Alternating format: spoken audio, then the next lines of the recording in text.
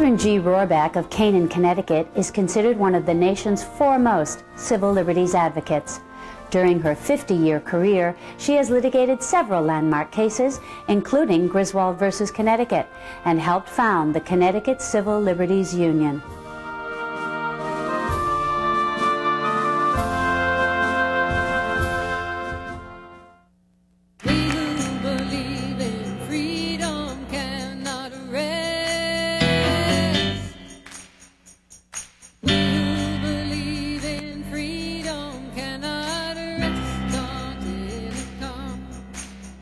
Catherine Roraback is courageous, and she has been courageous for a long, long time. I'm a great believer that every person is entitled to a defense. I was born and brought up in Brooklyn, New York, where my father had a church, and my mother was a native of Brooklyn. Well, she came from an old Brooklyn family, one of the original families of Long Island, Dutch background. And she had been born on a farm in Brooklyn and grew up in a rather fashionable area known as the Heights. She was primarily a housewife who worked. My father came from Canaan. He was born here, and his family lived here. We spent all our vacations here, and you know, it was a close-knit family. I think anyone who lived through the Depression knows what an impact it had. People who have been born since that time just don't know what that experience was like. And but everyone was scraping and trying to find money. My father, as a minister, depended on the church to give him his salary, and there were many times when that never got paid, so that we were always, you know, having that type of experience ourselves.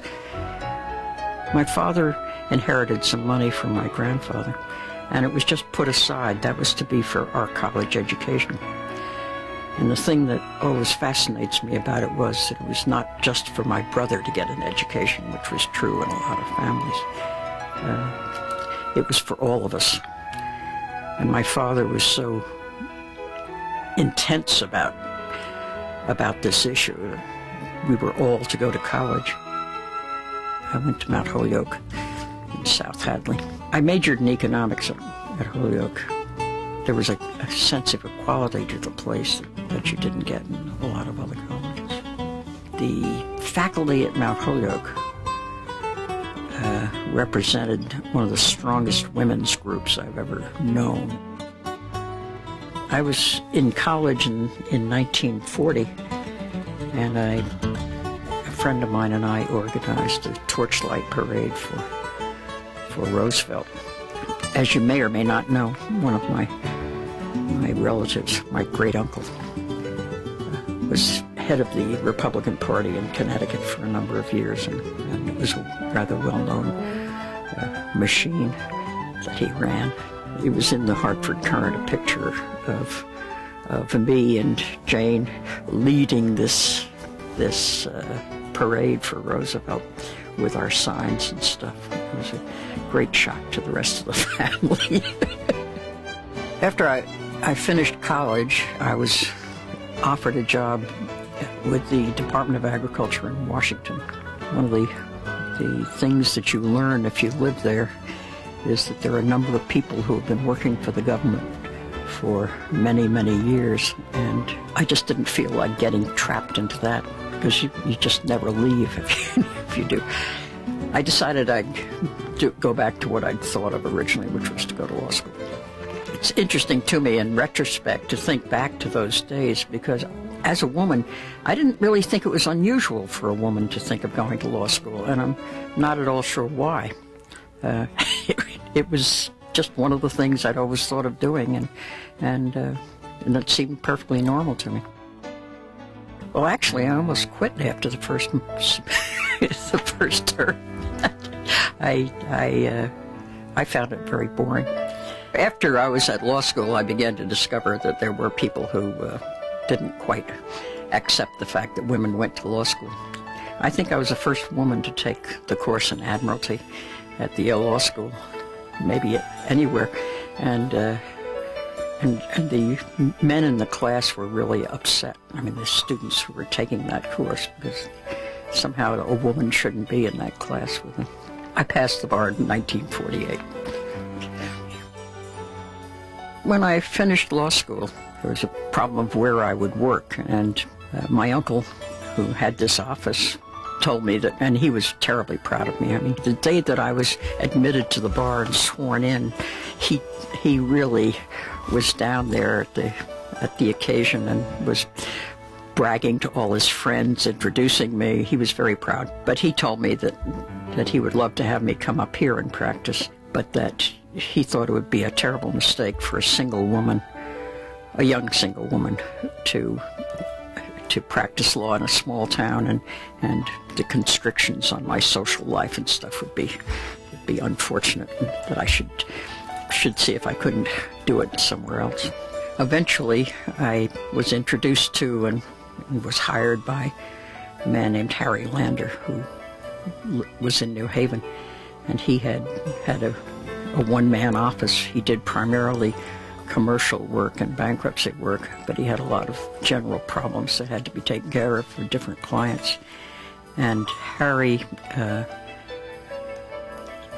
was happy to have someone come in, and my job was just to do all of the little things that were around the office that, that were not in his usual line of work.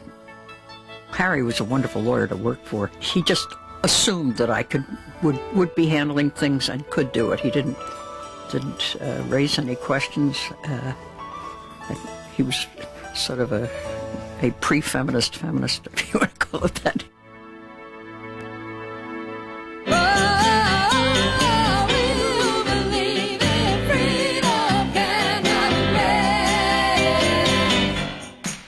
I think that Catherine Roraback is most well known for taking on Griswold versus Connecticut.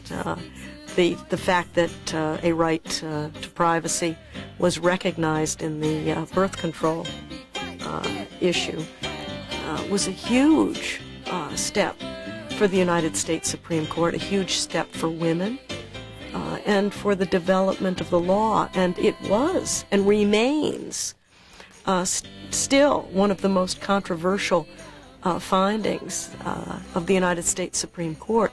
Up until that time, there had been a statute on the books in the state of Connecticut from the 1870s, actually, a statute that prohibited the use of birth control devices. Contraceptives were sold in drugstores on prescription. The condoms, incidentally, were always labeled for the prevention of disease. The Griswold case was born.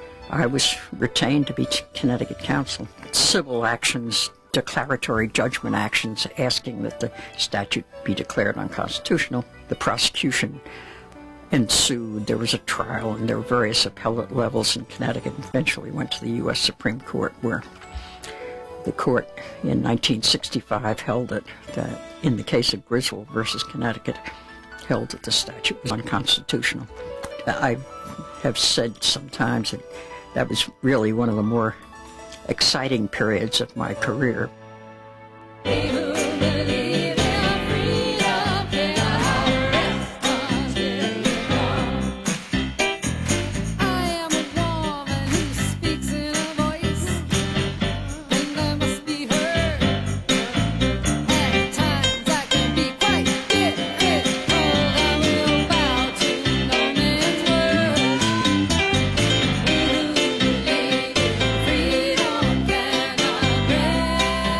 One of the most gratifying things to me over the last 30 years has been, number one, the entry of women into the field of law, and the number of young women who have risen up through the ranks, become judges, taken various roles.